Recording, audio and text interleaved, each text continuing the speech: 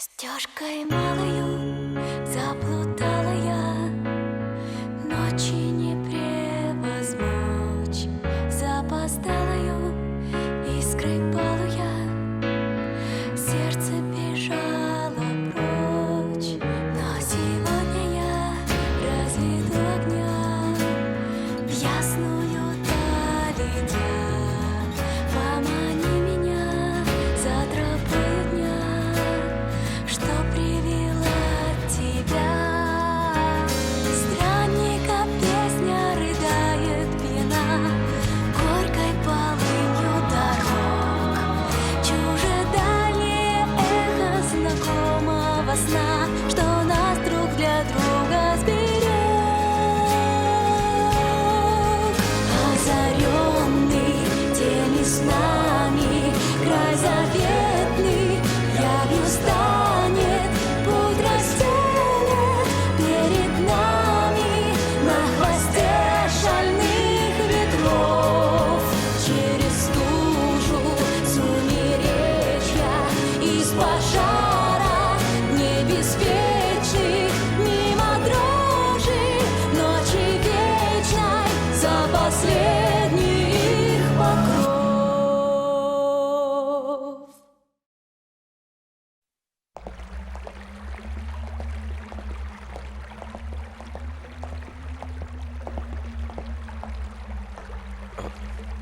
Что случилось? Воздух едва заметно дрожит.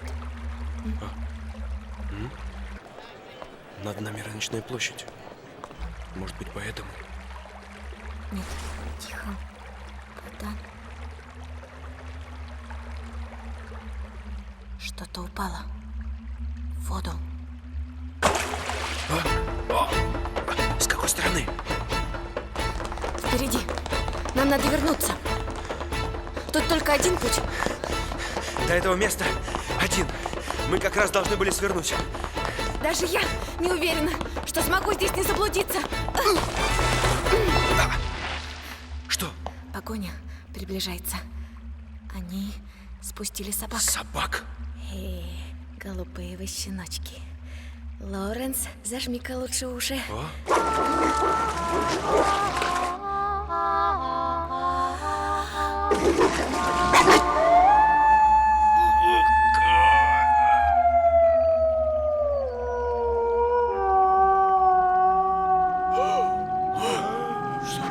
Что это может быть?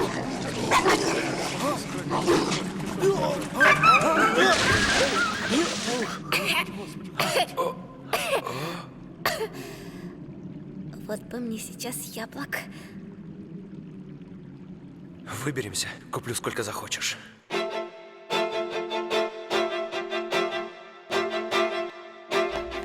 Как? Они нас выследили. Вряд ли выследили. Скорее всего, прочесывали тоннели. Если бы они знали, нас просто взяли бы в клещи. Эй, вы! Дом Мелона вас продал! Вам некуда бежать! Может ли быть такое?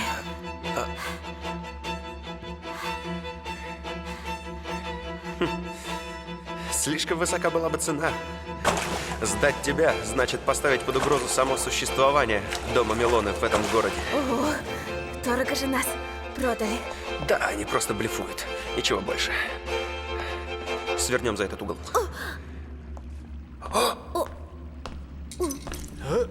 Эй, они здесь! Где?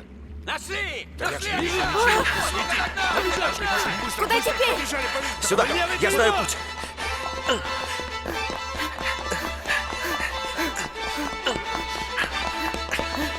Теперь налево!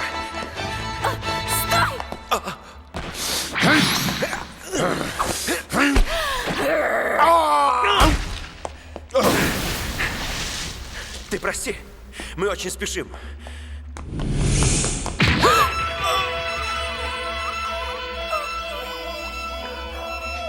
Лоренс! Господи, прости мне мое прегрешение.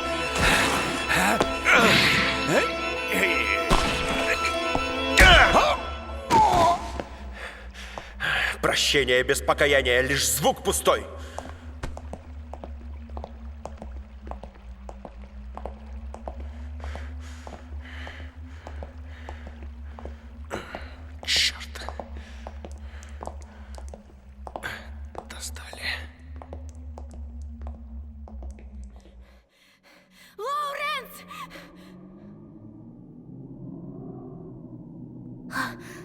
Наконец-то. Я звала, но ты не просыпался.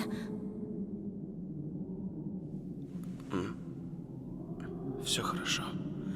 Я просто задремал. Соберись! Уже совсем скоро! Что скоро? Ты что? Ты не слышал? Я чую свет. Выход на поверхность совсем рядом.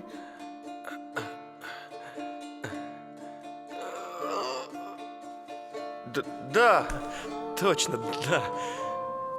Что? Ты вообще, что ли, ничего не помнишь? Ну как так?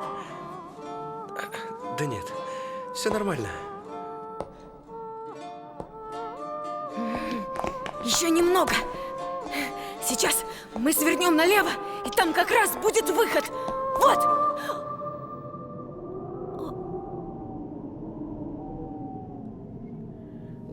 Нет. Колодец.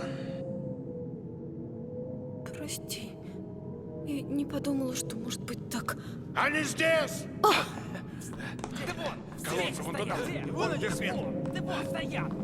Назад. Надо. Лоуренс, не Я глупи! все еще могу постоять за нас. Ты врешь! Я и без ушей вижу, что врешь! Прекрати это!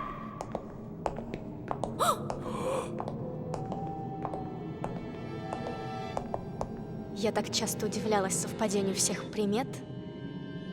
Приятно знать, что я не ошиблась. Лоуренс. За домом Медиа стоит граф Эрендот, крупный торговец зерном. Он может настоять на расчетах определенной монетой, любой, какой захочет. Отмена налога на зерно была бы величайшим благом и для графа, и для дома Медиа, не говоря уже о крестьянах из Пас-Роя. Ты знаешь всех скупщиков пшеницы. Староста продает весь урожай через тебя. И большинство сделок начинают совершаться сразу после праздника урожая. Лучше отложить болтовню на потом. Сейчас нет времени. Что с тобой случилось? В тот раз в деревне мы поговорить так и не успели. Зато потом ты повстречал хорошего собеседника. Выдай ее нам. Мы передадим ее церкви и навсегда покончим с темным прошлым. Мы будем жить будущим. Дом Милона, уклевавший преступницу, будет изгнан церковью. У нас появится шанс отменить налог на зерно. Пшеница даст столько прибыли, сколько и присниться не могло. Не только тем, кто ее выращивает, но и тем, кто продает. Лоуренс, мы не забыли, как ты помогал нашей деревне. Пока мы страдали под гнетом налогов, ты соглашался на справедливую цену. Мы готовы предложить тебе и лучшие условия, и все что угодно. Ну, Лоуренс, встань на мою сторону. Ты ведь хочешь открыть магазин в этом городе? Торговец обязан видеть, где лежит его выгода. Все так. Ты очень хорошо понимаешь, к чему я стремлюсь.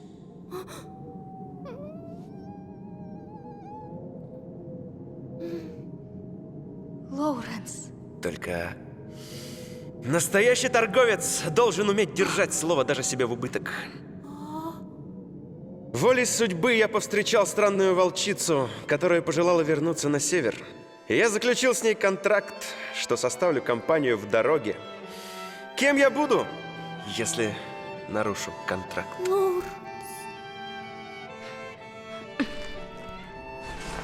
Значит, наше знакомство было недолгим. Жизнь торговца — цепь расставаний.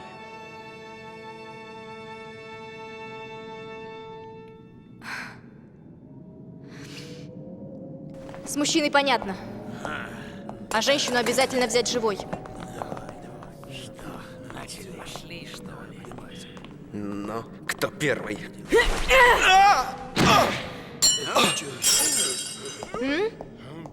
Хола! Дай нож! Хватит! Будет немного больно. Что? Прошу, потерпи.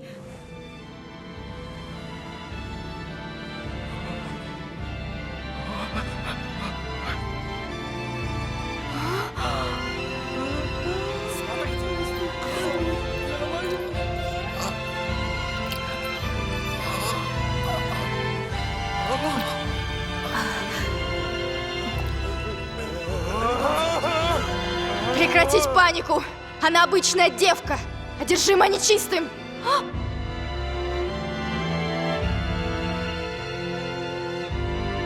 Не смотри. Пожалуйста, не смотри.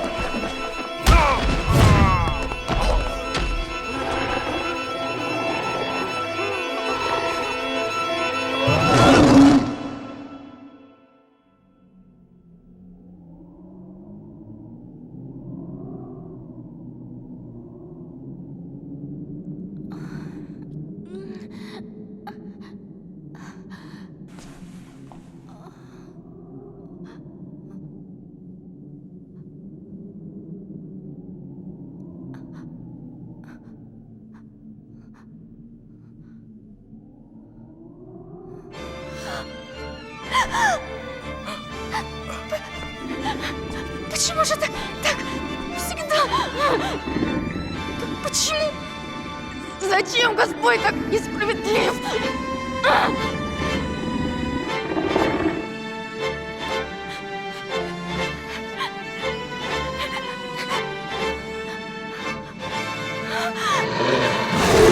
Не надо!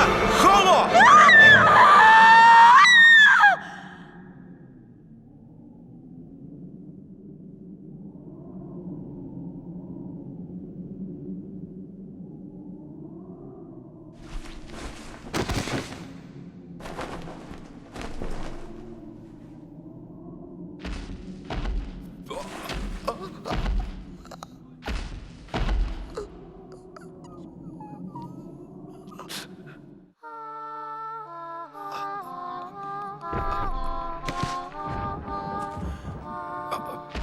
Постой! Постой! Холо!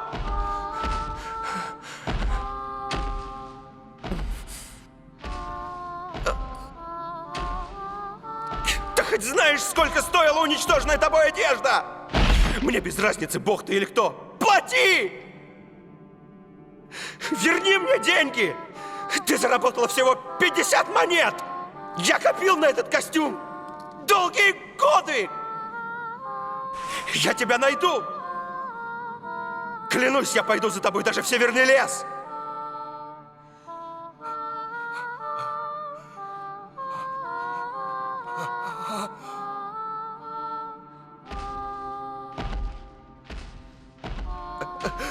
Холо!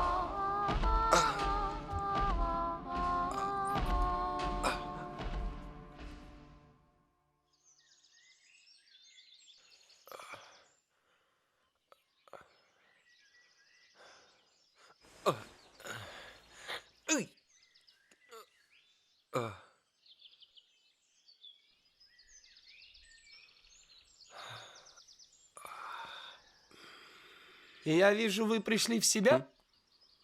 О, Как ваше ранение? Не беспокоит? нормально. Спасибо. Я хочу принести извинения. Из-за нашей халатности вы подверглись такому риску. Что вы?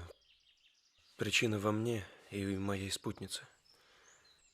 К счастью, инцидент не вышел за пределы подземного тоннеля. Если бы огласки избежать не удалось, сожгли бы не только наш филиал, но и головную контору. Вы видели ее? Да, мне все доложили. Она охраняла ваше тело и никому не давала приблизиться, пока не привели меня. А потом? А где она сейчас? После того, как вас доставили сюда, она ушла, ничего не сказав. Понятно.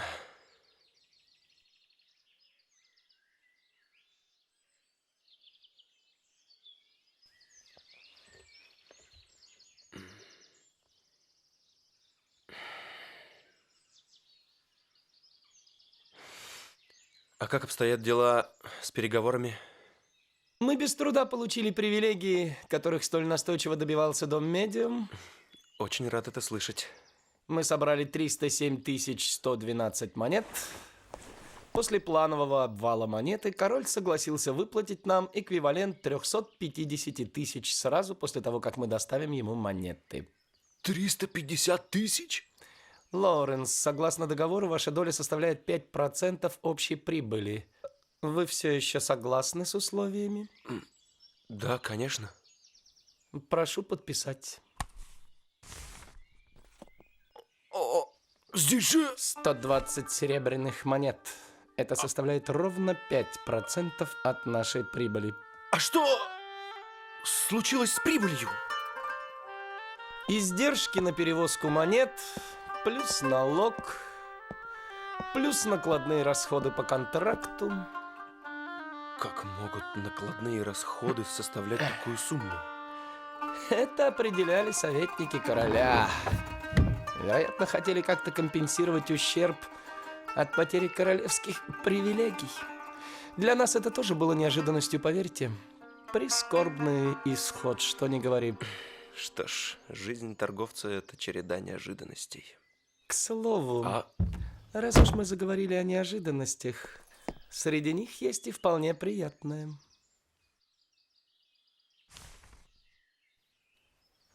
это... Судя по всему, Дому Медиа были крайне нужны эти привилегии. Настолько, что они тоже скупали заведомо падающую монету. Это то же самое, что взять деньги под процент. Видимо, они очень рассчитывают на будущую прибыль от привилегий. Так что они предложили нам за привилегии больше, чем мы рассчитывали. Но 1000 монет! Что вы, такая мелочь.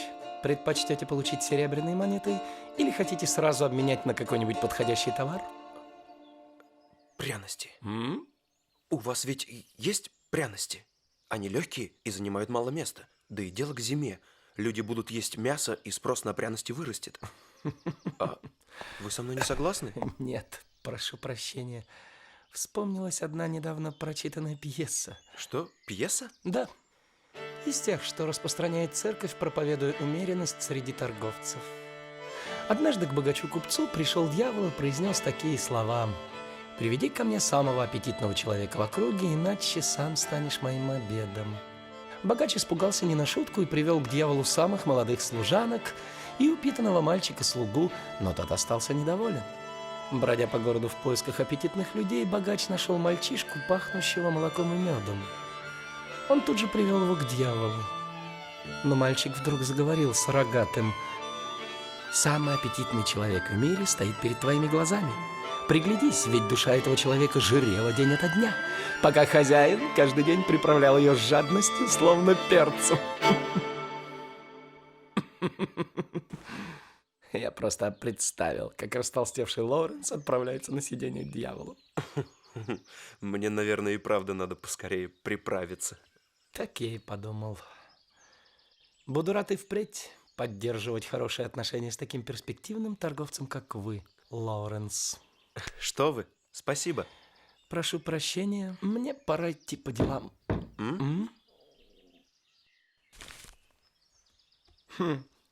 Лоуренс, тут пришел счет на ваше имя, не желаете взглянуть?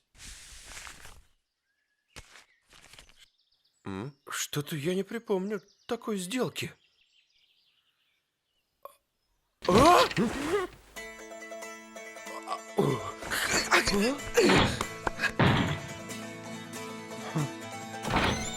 Как отсюда выйти во двор? Нужно пройти дальше по коридору, затем налево. Спасибо! Посторонись! Простите! Комплект одежды. Шелковый пояс. Дорожные ботинки. Черепаховый гребень.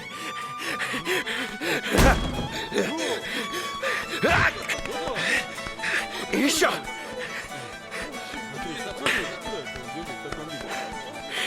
Целая гора яблок. С вас, госпожа, всего 140 серебром. Холо! Да пропустите!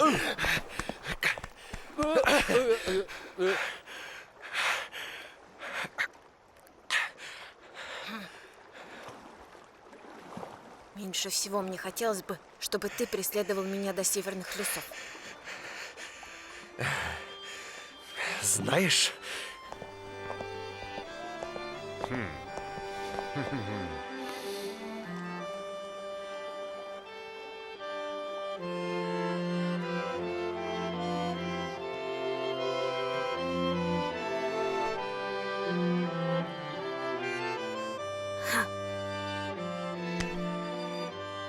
Но долг-то я тебе верну, будь спокоен.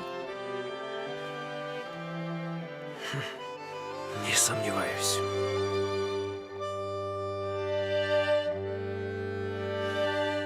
Сколько же перца в этой волчице.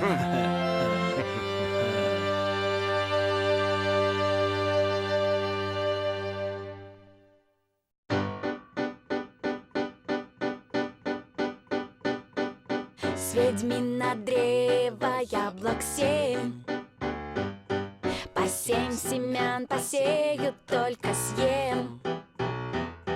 Весною куплетик проращу, взлохмачу чуть-чуть, скачу, бренчу, кому хочу, глазею в 2 яблочка дичка.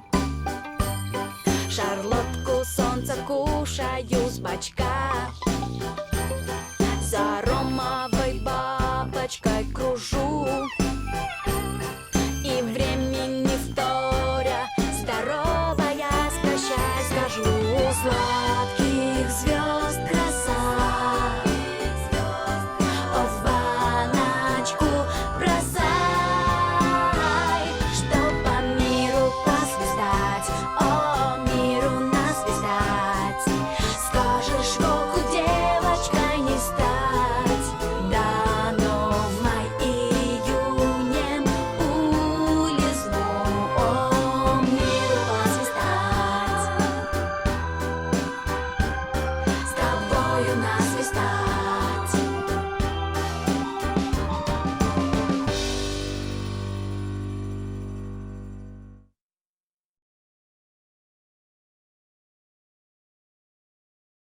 Дальше. Волчица и хвост удачи.